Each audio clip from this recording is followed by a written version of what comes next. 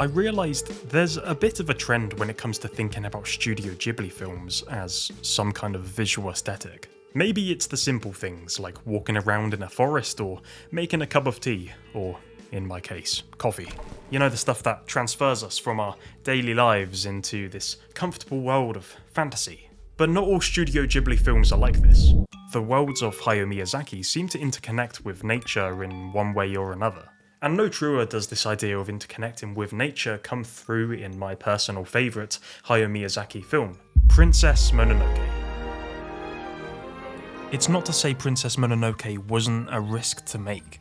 When you build up a reputation like Studio Ghibli has when a lot of their films are for children, you run into this dangerous territory of, oh, what if we made a film that is mature? That does go into darker things. It was probably a big concern for distributors because Mononoke was unfamiliar territory. Maybe it was too much for children when they watched it, but it's incredibly important now. And I like to think that any person who did watch this as a child came back to it years later and decided, yeah, I'm glad I saw this, and this is worth remembering. It's not all about nature, there's a lot more than that.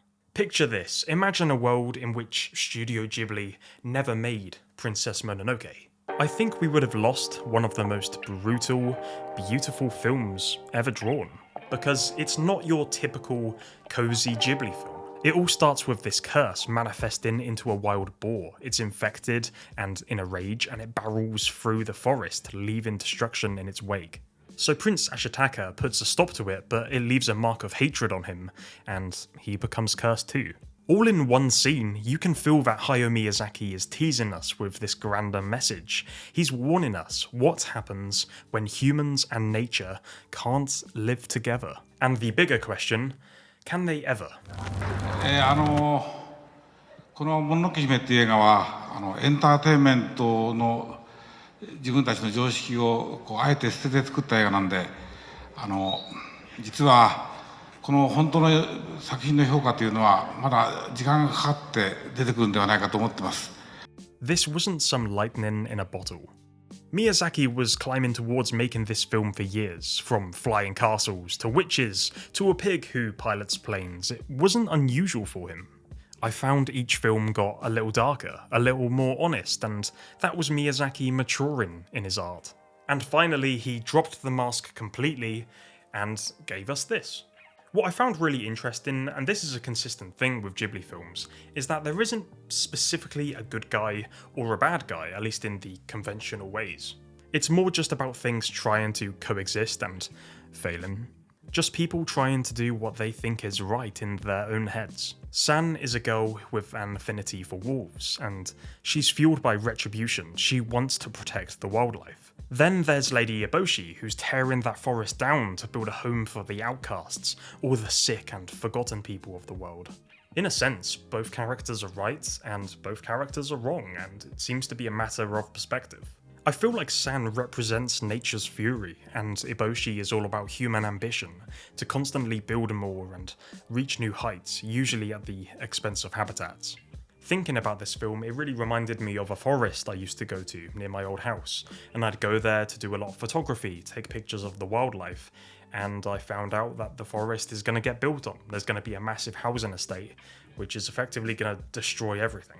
And it sucks, because seeing that wildlife and capturing them with my camera, it was part of my daily life, and now a lot of people aren't going to be able to share in the experiences that I had. Ashitaka is the middle ground. He's the one who's trying to see the world through unclouded eyes, even if he is just getting dragged along for the ride.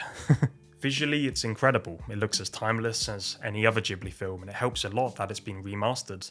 It breaks my heart that I haven't seen it in IMAX yet, because I would very much like to see that. I can only imagine how incredible it would be to see this in IMAX. Every scene from the film screams the same question at us. Can we build and evolve without needing to destroy? When San attacks Irontown, Ashitaka throws himself between her and Eboshi. He's basically the bridge between man and nature. それからサンが生きていくためにアシタカはいろんな努力をするだろうと。同時にタタラバの人々が生きていくためにも大変な努力を払うだろう。そのためにアシタカは引き裂かれて傷だらけになるだろうと思いますが、それでも彼はそれを曲げずに生きていこうと思って両方を大切にしようと思い続けた。それだから彼の生き方は私たちは今の時代に生きていく生き方に共通するんだと思うんです。When the deer god dies, the land begins to rot, and the metaphor here isn't particularly subtle. By going against nature and attacking it, Hayao Miyazaki is effectively telling us we are killing ourselves. They're killing the ground they stand on, and there's no longevity to that. And when the dust settles, there's really no fixing it. They're just lucky it ended in the way it did. San won't forgive humanity for what they did, and Lady Eboshi won't abandon it because she hopes her people can survive. So they part ways, not in hate, but definitely not in peace either. So in that way, Princess Mononoke ends more in a question rather than an answer. Why does Miyazaki leave these characters to their own devices?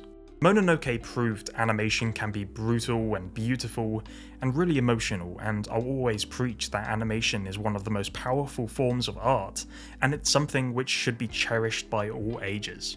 Every time I rewatch Mononoke, I start thinking about nature in my country and whether a lot of it will still be here in 20 years. When this dropped in 1997, audiences expected the whimsical feeling you get from most Ghibli films, and what they got instead was blood and demons. And still, it became one of Japan's biggest hits. I think that's because of how authentic it was, it came across as very honest, and Miyazaki chose to end the film in the way he did because he wanted to capture the reality of our situation. Ultimately, Miyazaki showed us something we didn't want to see, that we're all part of the curse, and it's something humanity needs to figure out.